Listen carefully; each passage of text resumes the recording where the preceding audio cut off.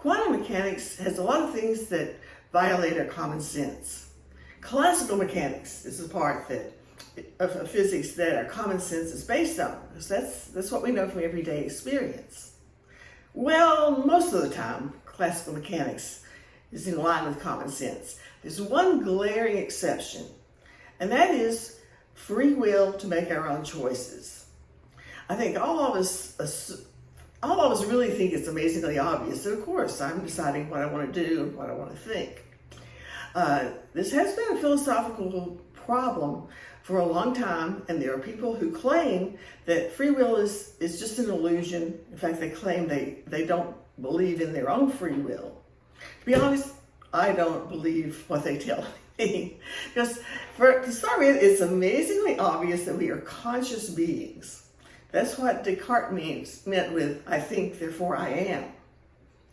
I can say, well, I know I'm alive. I exist. I know from firsthand experience, hey, there's me, here I am.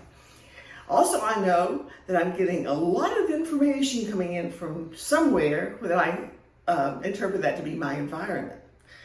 So why should I be aware of all this information if I can't do anything about it? What a waste of energy.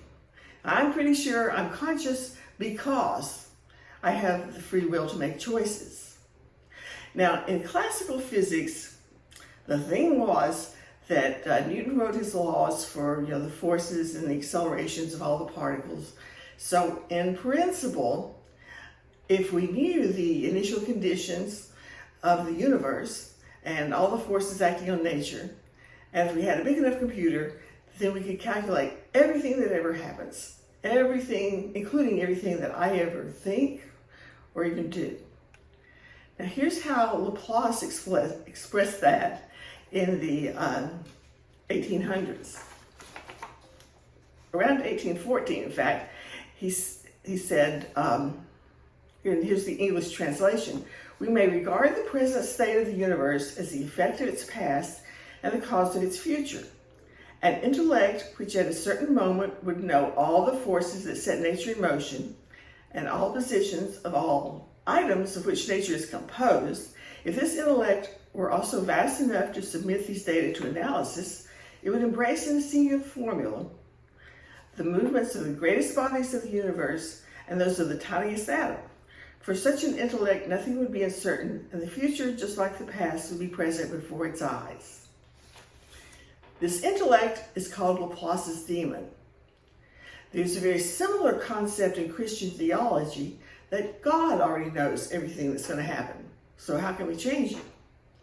In fact, more than that, God has already chosen a lot of things that affect our fate for ourselves. So what choice do we have? I checked Amazon and found 134 pages of books about predestination. And they have 20 books per page. Sometimes they get repeated, but that tells us there's about 2,000, somewhere around the range of 2,000 books on predestination. Here's a sample of them. They start with Martin Luther and John Calvin. So it looks like predestination is a Protestant thing. But on the other hand, people didn't write a lot of books before the invention of the printing press. So maybe it could also be a Catholic thing. I haven't read any of these books, but it's right there in the Bible. Here's a sample of some passages about predestination, and I checked several different translations. Most of them use some form of the word, predestined. Others use foreordained or decided in advance or even determined in advance, which kind of matches the physics terminology. The Bible gives us some examples of people who really didn't seem to have a lot of free will. In talking about Jacob and Esau, the scripture says, before the twins were born and had done anything good or bad, God had already decided that Jacob would be the one who's in God's favor, and Esau was out of favor.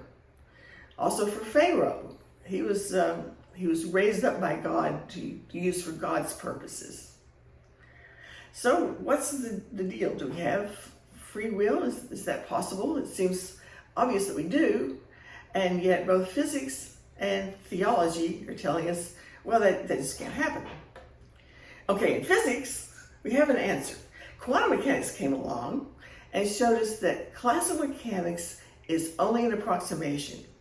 The best we can do about predicting the future is to calculate probabilities.